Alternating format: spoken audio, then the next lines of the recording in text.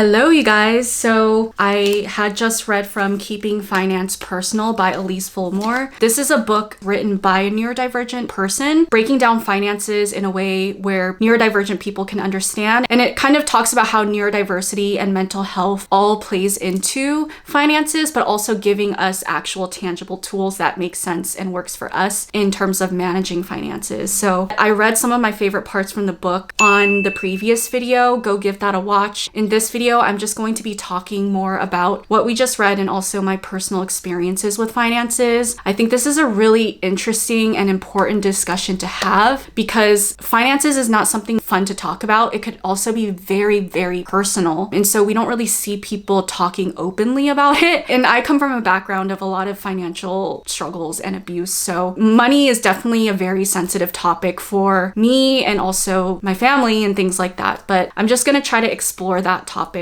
today. So let's just get into it.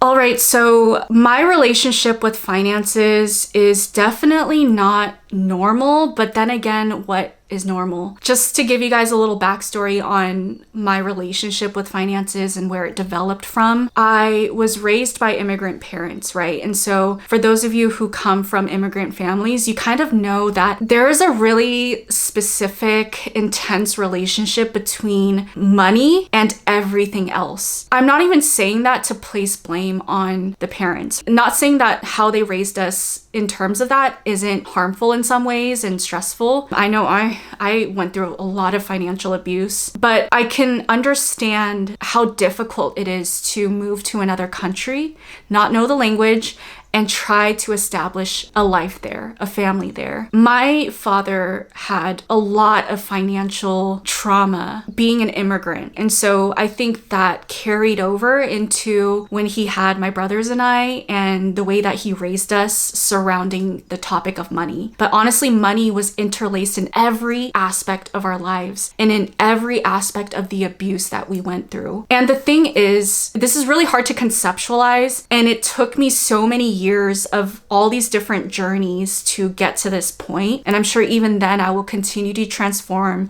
in the way that I understand my dad and in the way that I'm able to love him and make space for his journey. But my dad had a really hard time, you know, and he did his best, even though his best wasn't what I would have wanted for myself and what I needed. But in many ways, he was able to be there for me, be there for my brothers in ways that he wasn't able to be supported by his parents, you know? And so my dad came to America with just a little bit of money in his bank account. And that is with his parents saving up as much money to send him over to America. He only had enough to I forget the details. I think this is part of my dyscalculia. Just anything that has to do with numbers, I have a hard time remembering. But he only had enough money to get by for a certain amount of short time. And so he had to figure out ways to pay for his tuition, pay for his rent, pay for his living expense, all while being a student trying to get his PhD. So this was really difficult. There's a whole story behind that. And of course, that creates a lot of financial trauma, you know, just feeling like you don't know if you're gonna be able to continue going to school or if you're gonna be able to pay rent. He had this rundown car, and when things went wrong with it, he couldn't afford to bring it in to the shop to get it fixed. So he would still drive the car around knowing that it was not functioning at the fullest capacity, but he said as long as it still drove, that's all that mattered. There's a lot of things he had to do in order to get by, right? Fast forward, he had my brothers and I. Now he had to take care of 3 kids and his wife and things like that. I feel like my dad is undiagnosed autistic. I think he also struggles with BPD. I think my mom has undiagnosed ADHD. So I got both sides of that, you know, the autism and the ADHD. This is to kind of give you an idea of what type of person my dad is. Money, numbers is his special interest, okay? He went to school, got his PhD having to do with numbers. He's really good at it. He's really good at finances, saving money, and all of this kind of stuff, which I don't know why he didn't pass down that information to my brothers and I, but that's a whole other thing. He raised us in a very militaristic way, which in Taiwan maybe would have been more normal where he grew up. Given the time and the place and the cultural differences, maybe it wouldn't have been as weird if like other kids were treated generally the same way. But in America, at least, the way he raised us wasn't normal. It was hard for my brothers and I because we would go to school and we see other kids being treated a certain way by their parents or being taken care of a certain way by their parents, and seeing how we weren't taken care of that way was hard, and we felt neglected in many ways. My dad would hold money over our heads from a very young age, and it was really bad. It created a lot of shame in my brothers and I for being alive. He would constantly remind us, like, I have to do all of these things for you guys. You guys cost so much money, all this stuff. Anytime we didn't do something the way that he wanted us to, he would just be like, this is what I get for like paying for this, paying for that, creating a living. If you guys can do this without me, then go on ahead, go out and live on the streets and figure it out yourself. But I provide a roof over your head, things like that. I feel like this really intensely shaped my brothers and I in different ways. Growing up, my dad, he was very, I like to say stingy, but of course it's more complicated than that. Definitely the savers mindset, the hoarding mindset, reusing a paper towel, like just a normal paper towel used to wipe the countertops. He wouldn't be able to just wipe something and then throw it away. He had to use it multiple times until it ripped to be able to throw it away. So he would have to like wipe, wash it, and then use it multiple times. And that creates a lot of anxiety, right? I think what I'm trying to express here is that this scarcity mindset or this hoarding type of tendency really shaped how I personally dealt with money throughout my adult life. I feel like my early 20s, I would kind of carelessly spend money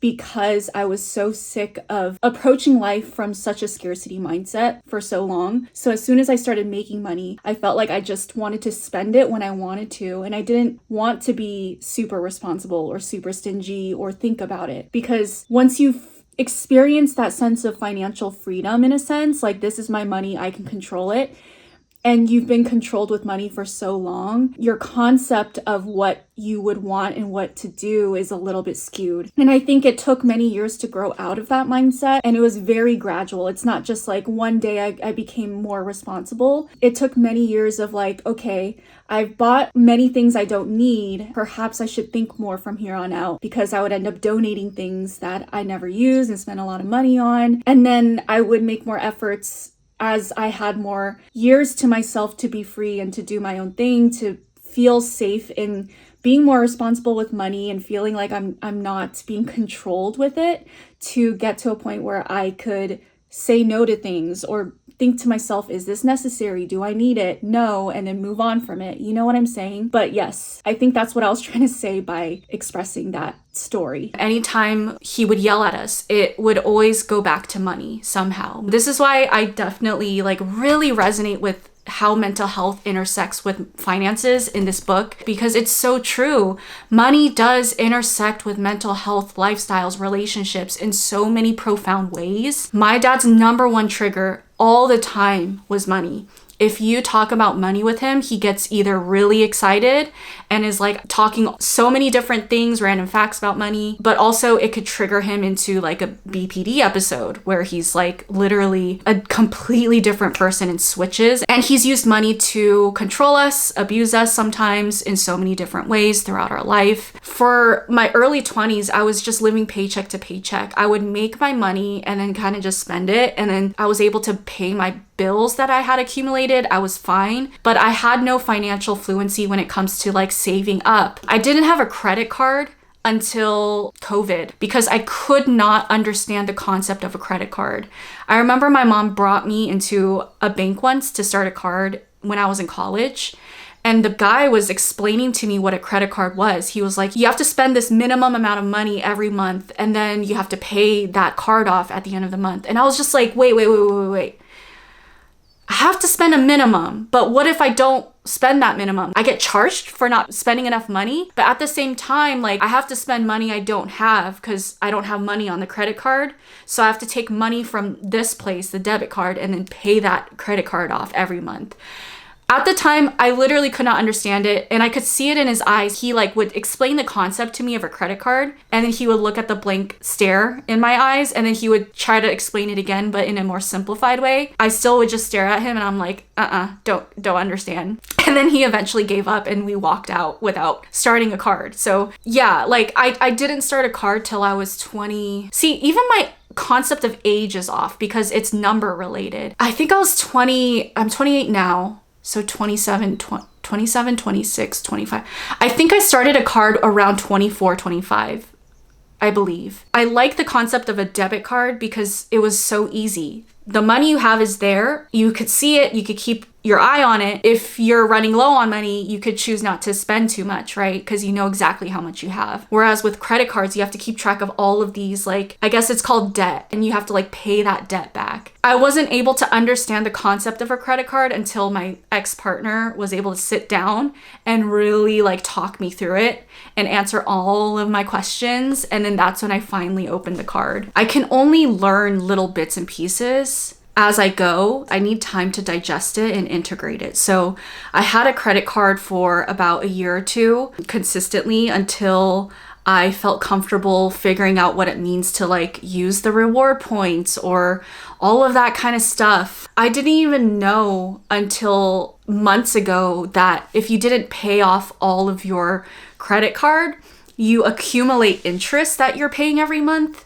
Because I thought, oh, there's just different ways to pay off your card. You could pay minimum payment every month, or you could pay it all off. And I was like, oh, that's cool. You could just choose what you want to do. And so I was paying minimum. And then my partner, when he found out about it, was like, no, Irene, if you have enough money to pay off your cards, you should do it every month because you're going to be paying like an extra 80 to hundreds of dollars just not paying off that card. Because of how I was raised with my dad, it makes it really difficult for me to feel comfortable about discussing finances with my partners. In my current relationship and in my last relationship, I noticed that even just having discussions about finances was a really big trigger point. I didn't expect that, right? I didn't expect it until it happened. It took me a long time with my current partner to feel comfortable talking about how much money I made off of my different streams of income. I felt uncomfortable discussing even just like how much I had in my bank account, how much I had saved up. I remember my partner when we were first dating, he wanted to talk about finances. And I feel like that's kind of normal when you're in your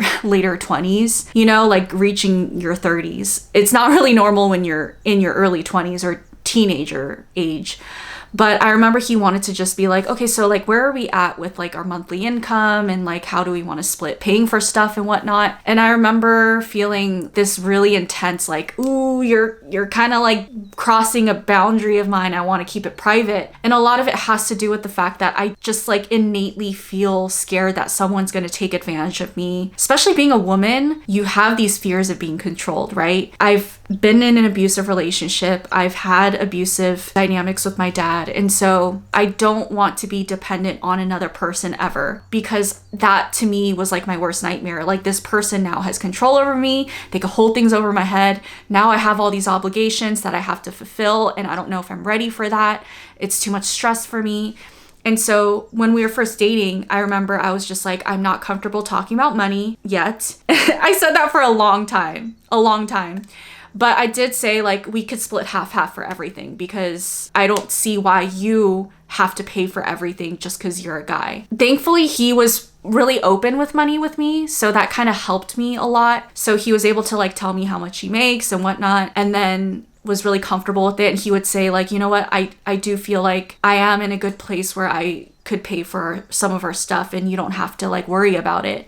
So he would just randomly pay for my gas. He would pay for meals when we go out together and things like that. And he never held it over my head either. And I felt like as that went on, coupled with our relationship getting a lot more solid, I reached an eventual point where I was like, okay, I feel comfortable now talking about finances. And I remember I didn't share what my financial situation was and my income until, I don't even know, like a year into our relationship. But now I'm just completely comfortable. Like, he could look through my bank accounts and whatnot. And the thing is he also has financial trauma just from his last serious relationship. And also he grew up in the country, so he didn't grow up in an environment that was financially fluent either. And so I feel like we navigate that together the best that we can and pretty well. In that sense, we go well together because I'm not the type to take advantage of someone. If anything, I think I'm like hyper independent. Like, our finances are separate. We're doing our own thing. We're not going to combine. We're not going to like put pressures on each other to like pay for stuff and whatnot. And it kind of gives us a little bit of space to just like do our own thing and heal in that sense. And everyone's going to deal with finances differently, right? It's so personal. What works for some people is not going to work for another person or couple. Even just the concept of having a joint bank account literally sends shivers down my spine, and it makes me feel so icky. The thing that I realize as I somewhat understand the main concepts of finances, like credit cards, interest, savings, high yield savings account, investments in stocks, these are things I had to learn very slowly and incrementally the past 4 to 5 years, not all at once. But as I keep learning about it, I realize there's so many little things that doesn't require much work, but can save you so much heartache and allow you to build off of your finances in a very easy way. But a lot of the times people coming from certain backgrounds don't have access to that knowledge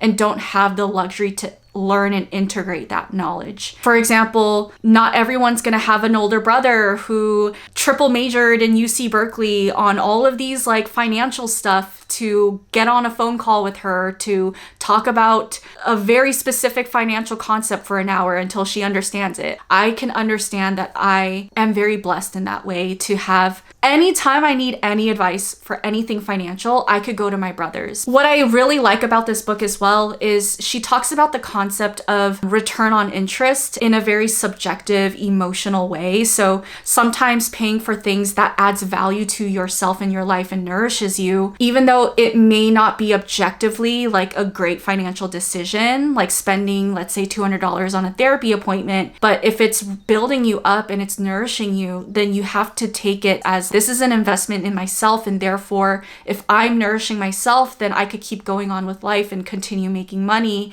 and continue paying my bills. And you have to figure out that flow, not like overindulging and overspending and impulse spending, right? If I'm a little bit more depressed or I struggle with being motivated, I think buying myself new shirts or new anything could just give me a little bit more pep in my step, or investing a little bit more money in buying healthy groceries to cook more meals that are nourishing to my body, things like that, or investing money in like a monthly Pilates gym membership is another thing I recently invested in because I was struggling with feeling depressed and burnt out. I would love for people to understand that you could have so many different ways to be financially fluent and responsible. It's just a matter of having resources out there that actually aligns with you and your circumstances that you're born with and what works well with you. And that's another thing about me when it comes to finances. I understand enough to keep myself afloat, and I don't want to know more than that, if that makes sense. My brothers are so neurotic about money that they need to research every single thing they buy. One of my brothers, all the artwork he has in his apartment, I don't know what the word for it is, but there's value adding to it every year that it's existing. And later on down the line, like 40 years from now, if he wants to resell that art, he could sell it for a lot of money.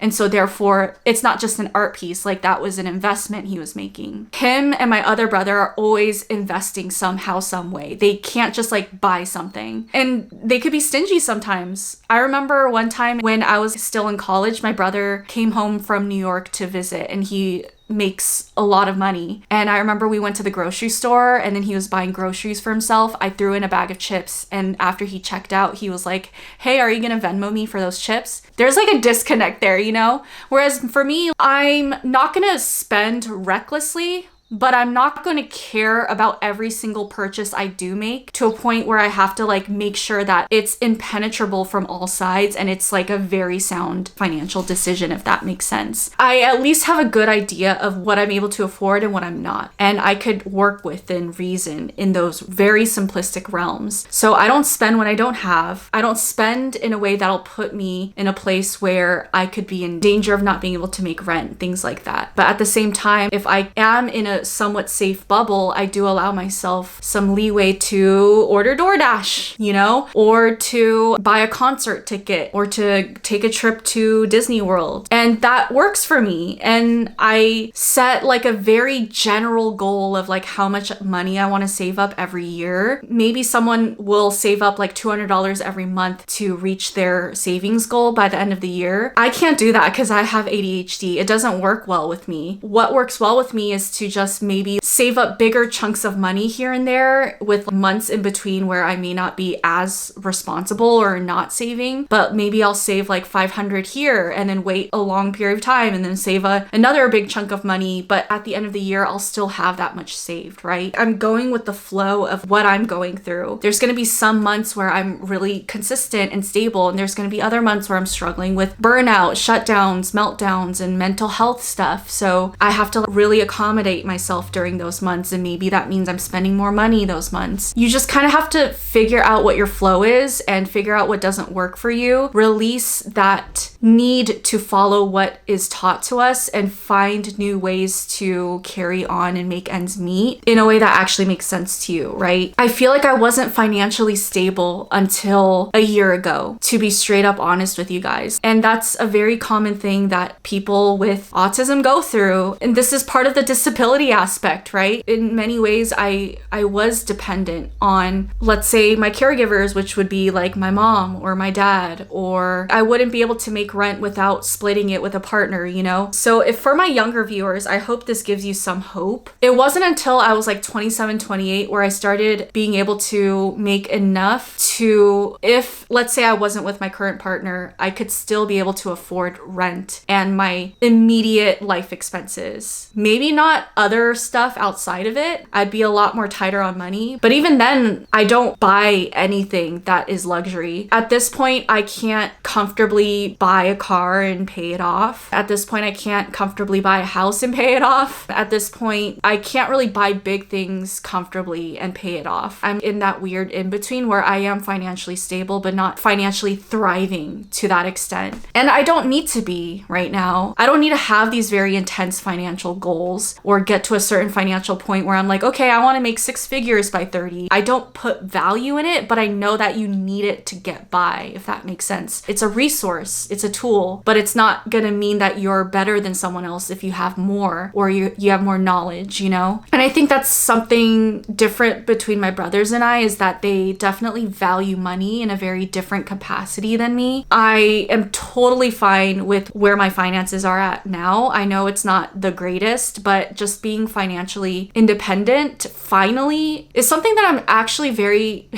genuinely proud of myself for. And I don't care that I can only reach it at the age of 27, 28. That's just the reality I work with. I have AuDHD, so I'm not gonna become independent in that way as quickly as other people my age. And that's okay. I feel kind of insecure talking about this because it's such a boring topic, but we don't really talk about financial stuff because we just kind of assume that everyone's just like doing what they have to do to get by. But I feel like, especially as a neurodivergent person, it's nice to hear another neurodivergent person talk about it, because the struggles that we have is so specific and the way we conceptualize money is so different that I wish when I was younger, I had someone like me to hear talking about money, you know? Just so I could have felt a little bit less alone and more like there are ways out there to make it work. I feel like people assume that YouTubers make a lot of money, and the reality is that we don't. I make inconsistent money and I have to have multiple streams of income in order to make enough to make ends meet. If I'm gonna be completely just dreadfully honest with you guys, YouTube ad revenue only really gets me about anywhere between $1,000 to $2,000 a month. month, and it fluctuates depending on my views. So if I'm really struggling and I can't upload, or I'm taking a break like I recently did, of course that ad revenue is gonna dip pretty severely. I don't really get sponsorships, so that's another ad revenue that I'm missing out on, right? We see YouTubers like Jen or Shane Dawson or Logan Paul, and we think like, okay, YouTubers make all this money, because oftentimes we see YouTubers like spending money on luxury stuff or whatever, or this lavish lifestyle, when in reality, a lot of smaller YouTubers like me, we honestly only make enough to literally pay our bills. You know what I'm saying? And maybe like save up money every month or every year. If something crazy were to happen, like our health goes down and we have all these bills to pay, like it would be so easy to just have a wave completely take us under that water, you know? And I think another thing she highlighted in here that I appreciated is the guilt that comes with being someone that has ADHD and the way that you handle money, because a lot of the times, even if we do have some sort of control over it, there are times where you're impulse spending in some sort of capacity. Something I noticed is that with my partner, he has ADHD as well, but he is non-autistic. He has a lot of guilt associated with spending, and he doesn't spend money often.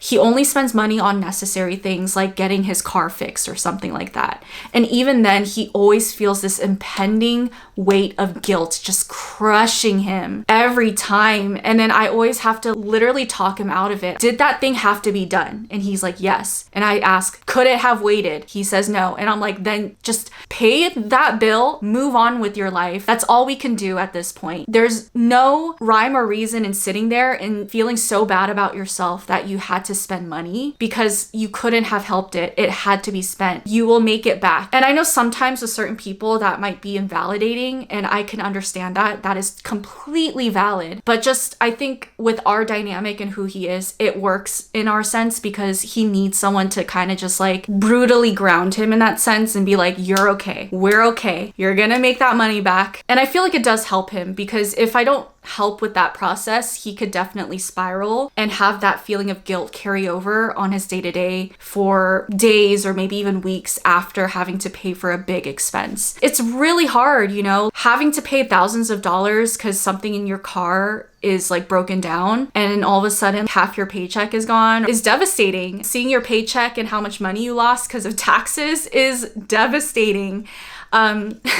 The other day, my dog had a UTI and I had to bring her to the vet, and that was $800 out of my bank account. Like that, you know, that is devastating. Every single month paying almost $2,000 of rent. Pretty devastating. Something that's really helped me when it comes to my values in finances is something that my ex-partner actually helped ingrain in me, because I used to struggle pretty intensely with hoarding tendencies. One, because I'm autistic, so I have a hard time letting go of things. Two, because I come from an immigrant family, and so they used to hoard a lot. And to a certain extent, I think that mentality is good, repurposing things, you know, but there comes a point where when you can't utilize your home to its fullest extent and it's losing functionality because there's trash everywhere, that's when things are a little bit not healthy, and it's bordering onto hoarding tendencies.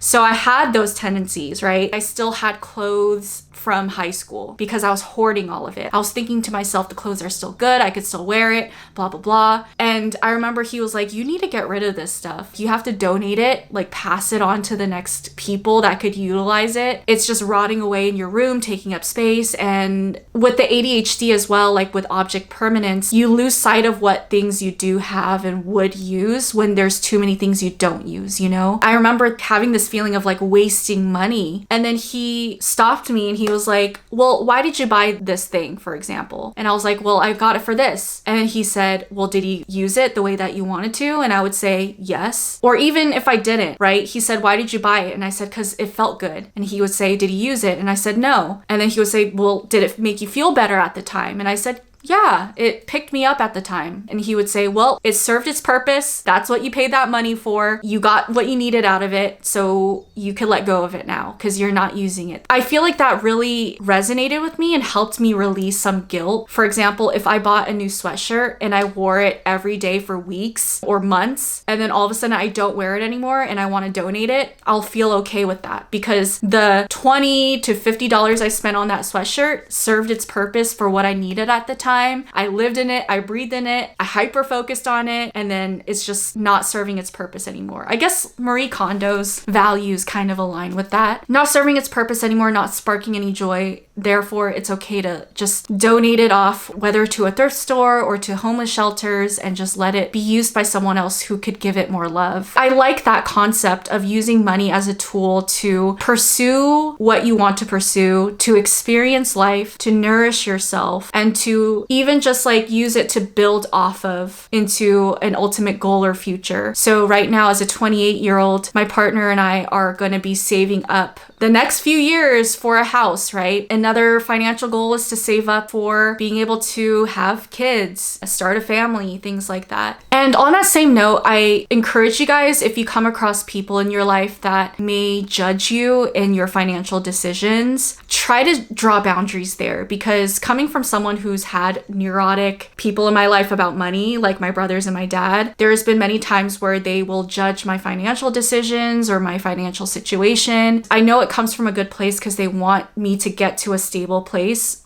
stable in their mind. I've had to tell them multiple times, don't give me financial advice. I am on a different journey than you guys. I process things different, learn things at different paces. I have different values. So your advice just does not apply to me.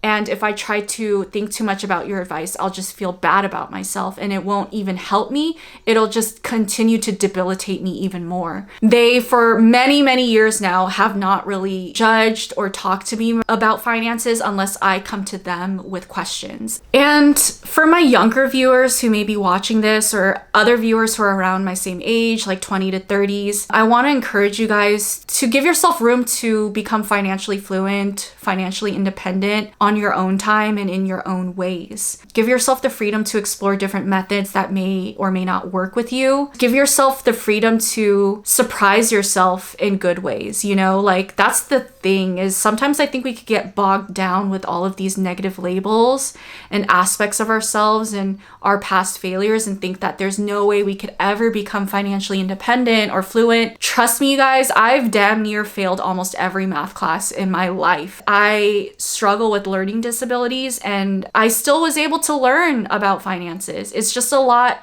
slower and later, but I was still able to do it. Even then, to a certain extent, there's probably still so many things I don't know about, but will continue to learn throughout my life at a slow pace. And that's okay. You know, that's okay. I'm still doing the thing and getting in the information. So allow yourself to grow into it on your own time. I hope today's talk was enlightening in some sort of way. I'd be curious to hear from you on what your relationship with finances is like. Did it take you a lot longer to become financially independent as well? Let me know in the comment section down below. Share your story. This is a community for you to be open with that story and to feel less alone. And if you are a neurodivergent person that is financially fluent, it's your special interest, you're good at it, then if you want to, put your hacks down below, like give some advice. That would be so great, you know, to have some resources like that. And if you're someone who struggles understanding finances and you want to just ask a question,